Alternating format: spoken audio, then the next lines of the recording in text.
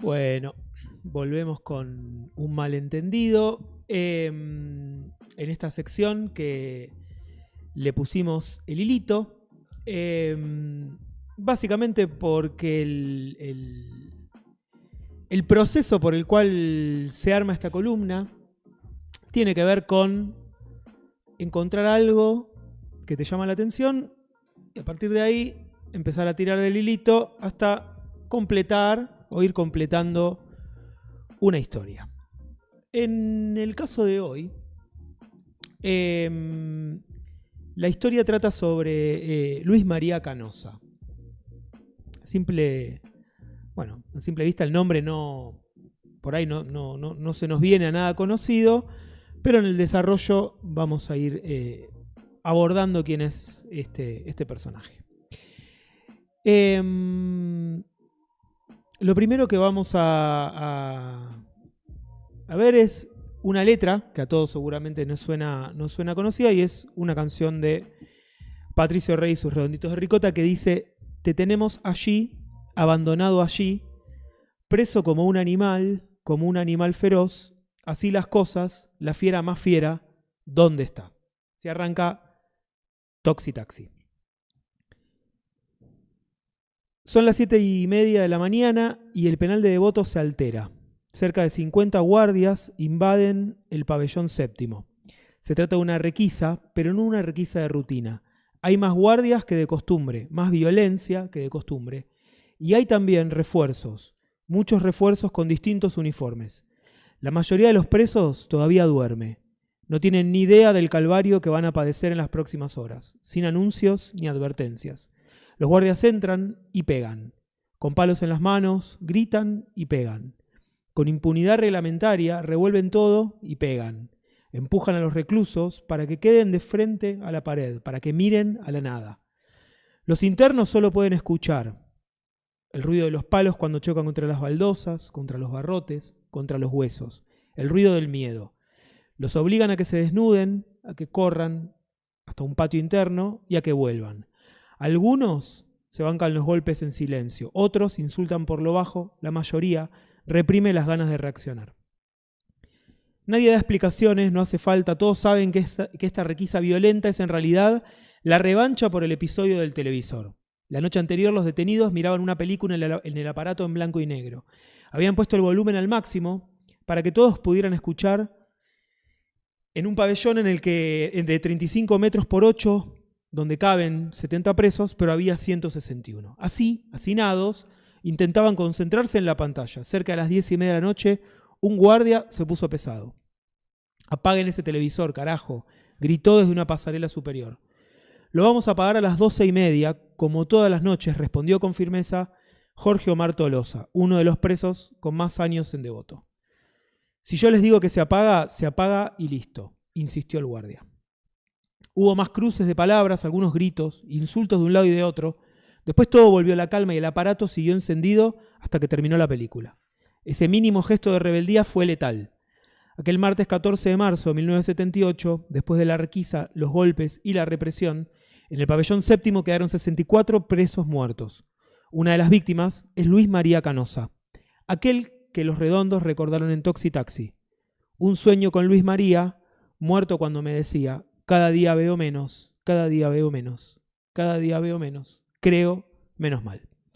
Esta nota, que pertenece a Claudio Gómez, la acabo de leer textual, es una nota que salió publicada en la revista Sudestada y yo la leí online.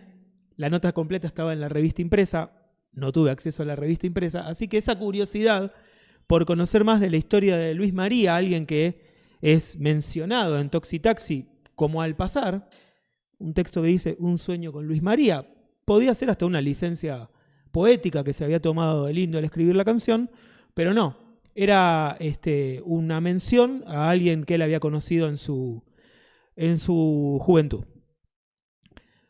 El relato que voy a leer ahora es del libro de Claudia Cesaroni, que se llama La masacre del pabellón séptimo, donde relata un poco la historia de Luis María, pero fundamentalmente es una crónica de lo que sucedió esa noche en el pabellón séptimo. unos días atrás había llegado al séptimo Luis María Canosa, un joven platense, vocalista de la banda Dulce Membrillo, entre 1967 y 1972. En la banda tocaban Federico Moura, luego fundador de Virus. Tenemos unas imágenes para ver de ellos.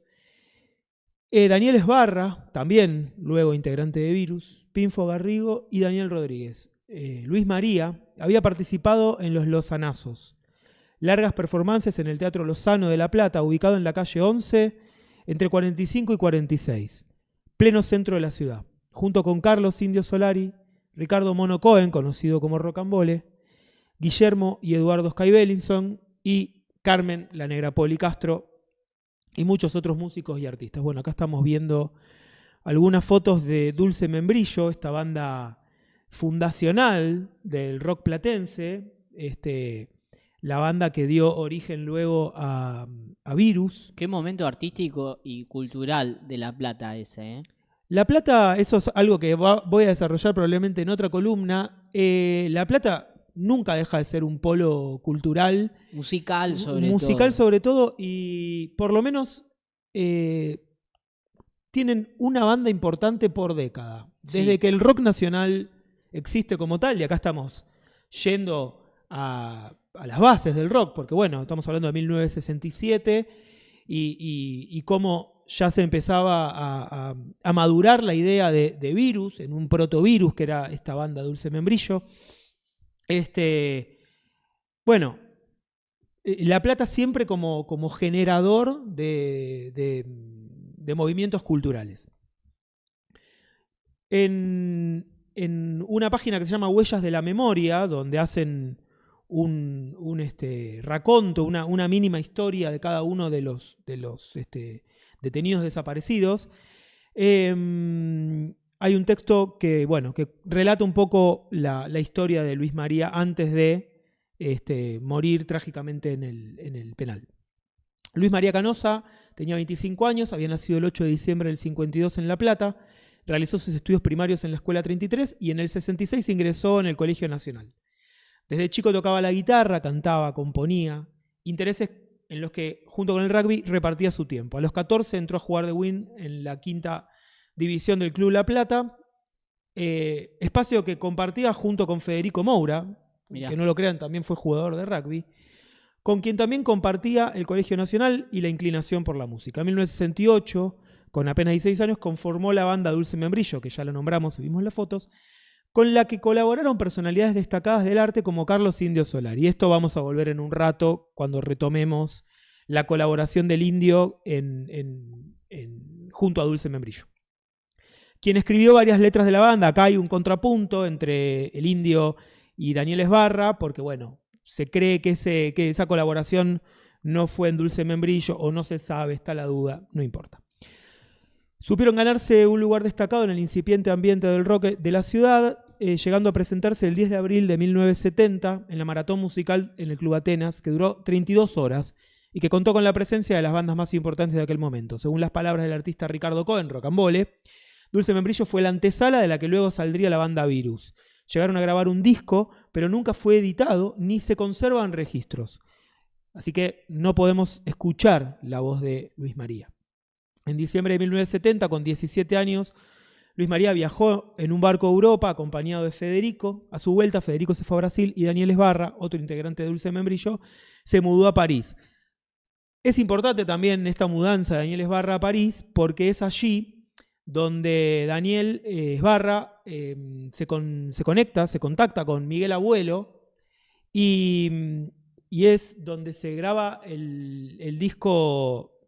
El primer disco solista de Miguel Abuelo, que es Miguel Abuelo et Nada, que bueno, que hace poco tuvo una reedición y es un disco bastante interesante si lo quieren buscar. En el que la mitad del disco es bastante parecido a lo que uno puede esperar de un disco de Miguel Abuelo, y la otra mitad, que son las composiciones de Daniel Esbarra, tiene otra impronta. No puedo dejar de observar el largo de ese escote en B. Exacto. Bueno, mira, unas poleras, ¿no? Y el bajo, un bajo muy parecido al de McCartney, el que tiene muy Beatle. Muy Beatle, el que tiene, en este caso, el que toca el bajo es Federico Moura. Como les decía, bueno, la banda se reconfiguró y pasó a llamarse Los Dulces. Luis María fue detenido en la esquina de las calles Las Heras y Pueyrredón por la Policía Federal el 2 de marzo de 1978, junto con su mujer Claudia Carrara, y con 2 amigos, Germán Jaskalevich y Gian Piero Gianvarela.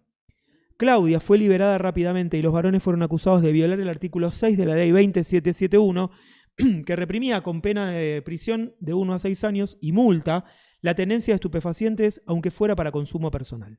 El 8 de marzo pasaron a estar a disposición del Poder Ejecutivo Nacional por el Decreto Secreto 564-1978 y fueron alojados en el pabellón séptimo de la cárcel de Devoto. ¿Qué pasó esa noche? Hay, en el libro de Claudia Cesaroni hay una crónica muy exacta, reconstruida gracias a los testimonios de los sobrevivientes. Hay varios sobrevivientes de la masacre del pabellón séptimo, y en ese libro está reconstruida la masacre y qué pasó exactamente esa noche.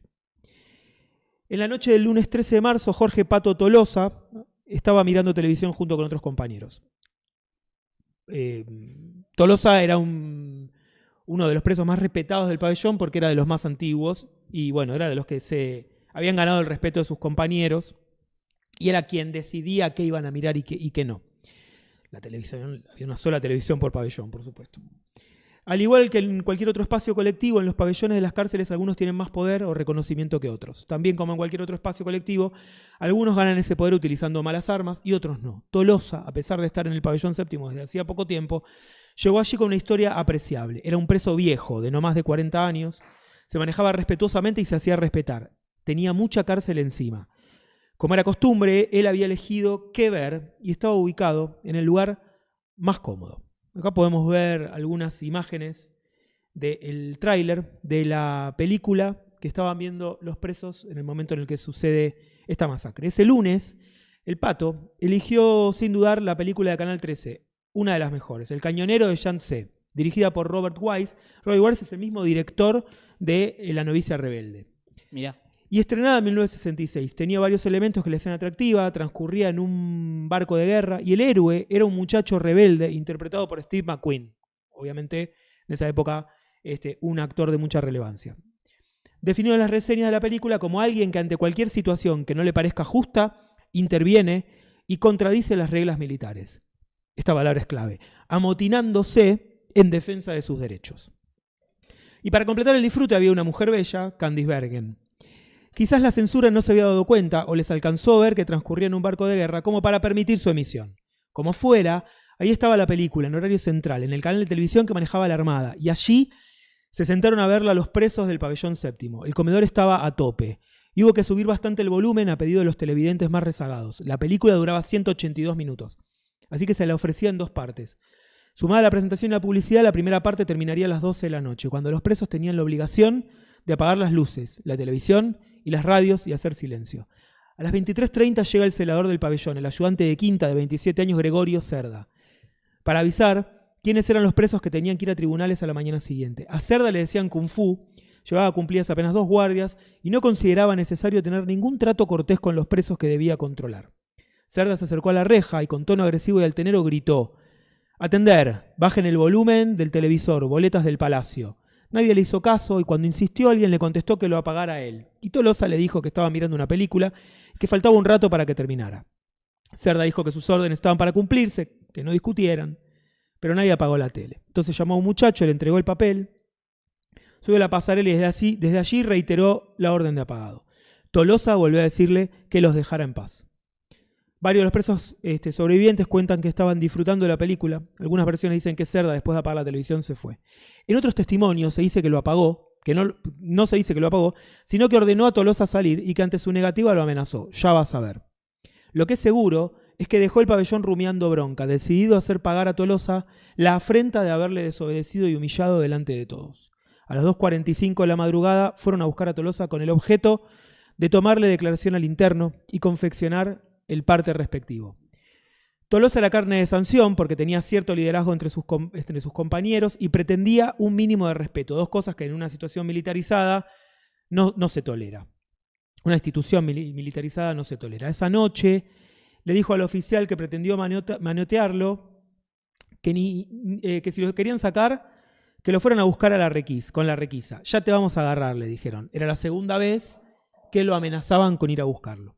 Y se fueron porque el griterío estaba despertando al resto. Las declaraciones del casi centenar de presos sobrevivientes cuentan lo mismo. Una requisa inusualmente violenta que fue a buscar a Tolosa y a sus compañeros. Aún quienes cuestionan a Tolosa por arruinar el pabellón o por cometer excesos de poder con el resto de los presos, que son los menos, resaltan estas dos situaciones: la brutalidad en las formas y en el número, y la direccionalidad de esa requisa. Y todos también cuentan cuál fue la respuesta de los presos. Primero de un grupo, el de Tolosa, acompañado por unos 30 más, y luego casi todos, resistir y correr a la requisa por afuera del pabellón. Amontonaron camas en el medio del pasillo, a mitad del pabellón, para cortarle el paso a los penitenciarios, y comenzaron a tirarles con lo que tenían a mano, desde papas hasta planchas. Los presos tenían superioridad numérica de al menos 3-1, y los penitenciarios solo llevaban palos, pero a nadie se le ocurrió encerrarlos o tomarlos como rehenes. Lo único que querían era evitar que les siguieran pegando. Y Tolosa y sus compañeros más cercanos impedir que se los llevaran al pabellón en esos términos. En pocos minutos, y por decisión del jefe, los penitenciarios se fueron y cerraron la reja. Desde la pasarela, una especie de balcón enrejado por la que todo el día había un penitenciario armado controlando el pabellón, protegieron la retirada disparando gases lacrimógenos.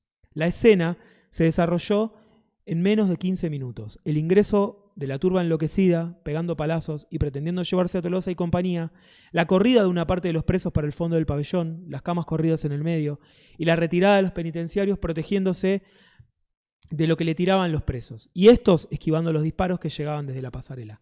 No sabemos cómo ni quién inició el fuego, y lo más probable es que haya sido una suma de cartuchos, calentadores, querosén y desesperación. De lo que no hay duda es de que una vez iniciado, quienes tenían la obligación de apagarlo no lo hicieron. No usaron agua ni matafuegos, ni ningún otro medio, y no permitieron que los presos salieran. Por lo contrario, les dispararon a los que intentaron subirse a las ventanas para respirar. Y una vez que el fuego se apagó y los sobrevivientes lograron salir, los volvieron a torturar. Incluso algunos testimonios indican que algunos que habían logrado sobrevivir fueron asesinados al salir del pabellón. En su libro biográfico, Recuerdos que mienten un poco, el Indio menciona su vinculación con Dulce Membrillo y con Luis María, y cómo fue que lo invitaron a ser parte de la banda aportando letras. El Indio dice, cuenta que por Gonguana pasó como cantante mi amigo Luis María Canosa, que después se fue a Dulce Membrillo, donde tocaba Federico Moura. Yo funcionaba como una especie de asesor externo, era un poco más grande que los Gonguana. Mi verso estaba cargado de más cosas. A ellos los llamaba la atención mi personalidad, se enteraron de que escribía, y por eso me propusieron componer algo juntos. Luis María era un angelito de verdad, cantaba muy bonito, hermoso pibe. Cantó en una banda que se llamaba Dulce Membrillo, también con los Moura. Tenía una acústica Fender que era un lujo, pero no estaba bien de la cabeza y las drogas le hacían todavía más daño. Recordamos que esto es lo que dice el Indio sobre Luis María. Recuerdo una de las últimas veces que lo vi en una galería, me mostró unos pastillones que tenía en la mano, no eran drogas, eran cualquier cosa, vitaminas seguramente, estaba muy sonado ya. Y me preguntó, ¿querés tomar? Como si me estuviese ofreciendo el cielo. Un día se vino a Buenos Aires a visitar a su novia, que tenía encima pepas. Cayó la policía y el que terminó preso fue él. Lo mandaron a Devoto. Como era de buena familia, la lógica indicaba que lo iban a sacar pronto.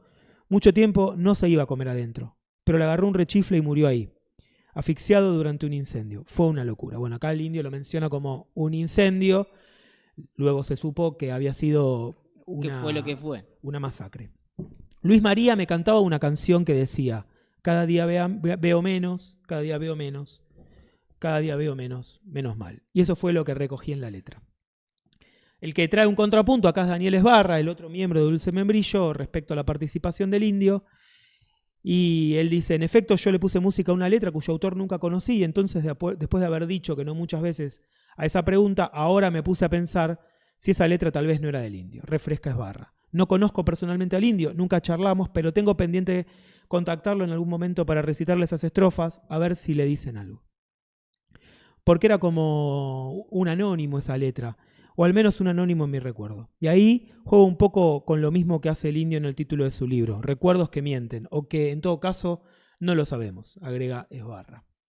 No sé si ya la vimos, pero había una foto del indio, esa, es una foto tremenda, donde está el indio en la Galería Rodrigo de la Plata, sentado junto a los integrantes de Los Redondos de ese momento, y tiene el diario donde se hace mención al motín. Al motín en este caso, porque lo que se creía y lo que se creyó durante mucho tiempo es que esto había sido un motín. Luego, gracias a la reconstrucción, se pudo saber que fue una masacre y de hecho está considerado un delito de lesa humanidad. Está en juicio para que sea reconocido como delito de lesa humanidad, porque las cárceles estaban en poder del Estado Nacional. Claro. En ese momento. Entonces, como esto claramente no fue un motín repelido, sino que los encerraron y luego los dejaron morir, o los mataron, como dicen en algunos casos, bueno, está siendo, se busca que sea juzgado como delito de lesa humanidad. Es un juicio que está activo en este momento. Un pequeño detalle sobre la película que estaban viendo, que era algo que a mí me llamaba mucho la atención cuando me enteré de esta historia.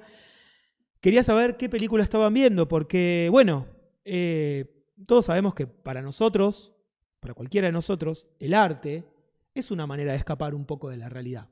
Para las personas que están encerradas, que no gozan de la libertad que gozamos nosotros, poder ver una película, poder verla completa, poder disfrutar bueno, en este caso, de una obra de arte, un entretenimiento, es mucho más importante todavía, porque es lo que te hace olvidarte por un rato de las condiciones en las que te toca vivir. La película que ellos estaban viendo, como mencionamos antes, se la conoce como El cañonero de Yangtze o El Yangtze en llamas. Y acá hay una coincidencia bastante, que la resalté antes con respecto a la palabra amotinarse. Hay una coincidencia bastante fuerte porque en la segunda mitad de la película, la que no llegan a ver los presos, porque se iba a emitir al día siguiente, lo que sucede es que en ese barco hay un amotinamiento. Mirá. Y ese amotinamiento termina también en un incendio. No me la contés. Es tremendo. Es tremendo y lo vuelvo a decir y me vuelve a poner la piel de gallina. Así que bueno, un poco la película cuenta la historia de Jake Holman, un mecánico de la Armada de Estados Unidos, asignado al cañonero fluvial. La Armada también, los mismos, los que manejaban el canal en el que se había transmitido la película. Tal vez si los penitenciarios hubiesen visto la película, la historia sería otra. Probablemente, o no, porque en definitiva lo que hicieron fue hacer uso de su derecho a distraerse, a distenderse. Así que bueno, hay un dato curioso, entre tantos datos curiosos en esta historia, que es que en Devoto también había un pabellón de mujeres. En ese pabellón estaban detenidas unas militantes tupamaras del movimiento uruguayo y pasó esto. Mientras tanto, en otra planta, en otro pabellón, las mujeres que compartían celda con Estela Fabier de Carpanechi tampoco podían dormir. Recuerda Mirta Sgro, que la Mamoncito, una compañera cordobesa, me contó a la mañana siguiente que durante toda la noche Estela, que era una compañera uruguaya que tenía premoniciones desde pequeña y percibía situaciones de muerte, estuvo gritando: nos queman a todas. Carlota Marambio era una de las habitantes de esa celda. Aquel 14 de marzo del 78 viví una situación particular. Yo vivía en una celda del cuarto piso del celular 5 con 3 compañeras más. Seríamos unas 90 en ese piso. Una de mis compañeras era Estela Fabier, una tupa uruguaya muy perceptiva. Era de madrugada, quizás las 3 de la mañana, y cuando Aqua se levantó y empezó a caminar nerviosa por la celda, me desperté y traté de tranquilizarla. Me dijo: está pasando algo espantoso, es terrible. ¿Sí? No se oye nada, Aqua, calmate, ¿qué pasa? No sé, es algo siniestro. Ciertamente no volaba ni una mosca, ni el sonido de la noche. Aqua presintió la masacre horas antes de que sucediera. El saldo oficial fue de 64 presos muertos y decenas de heridos, aunque organizaciones de derechos humanos sostienen que se trató de una masacre deliberada, encubierta como motín. Durante la dictadura militar, El hecho fue silenciado, pero con los años fue reconocido como crimen de lesa humanidad, dado el rol activo del servicio penitenciario y la ausencia de medidas para salvar a los internos. Como decía antes, para mí la clave de esta historia tiene que ver con el derecho de los presos a poder disfrutar de algo que los saque del encierro, de alguna manera, aunque no sea real y tangible, que los saque de ese encierro. Entonces, para mí lo más llamativo de esta historia, más allá del relato de la historia de Luis María, es que murieron por querer ver una película, por un ratito de humanidad, de entretenimiento, de dispersión, pero fundamentalmente por un ratito de dignidad. Así que va en este recuerdo a los 64 presos muertos y a los heridos en la masacre del Pabellón Séptimo. Y como último comentario, hay una canción del Indio como solista donde retoma el tema, que se llama Pabellón Séptimo, relato de Horacio. Podemos escuchar un poquito, hace una intro el Indio donde habla de las personas que están privadas de su libertad, pero es una canción donde retoma este hecho y a partir del relato de uno de los sobrevivientes, bueno, cuenta en clave de obra artística cómo se sintió o qué se sintió estar esa noche en ese pabellón en el penal de Olmos. Esto lo dije anoche también cuando hicimos esta canción. Más de uno de los que estamos acá tendremos algún amigo, algún hermano que está en prisión. Esta canción no es para ellos, porque melonear cuando estás adentro no es bueno. Es para que nosotros nos demos cuenta que están sujetos al pésimo infierno. Es una canción nada más recordatoria de una masacre que hubo. Bueno, ahí no hace falta que escuchemos la canción, la pueden buscar después, pueden ver la letra. Sí, es una canción conocida. Muy conocida. Pensaba, Barros, mientras te escuchaba sobre la función del arte y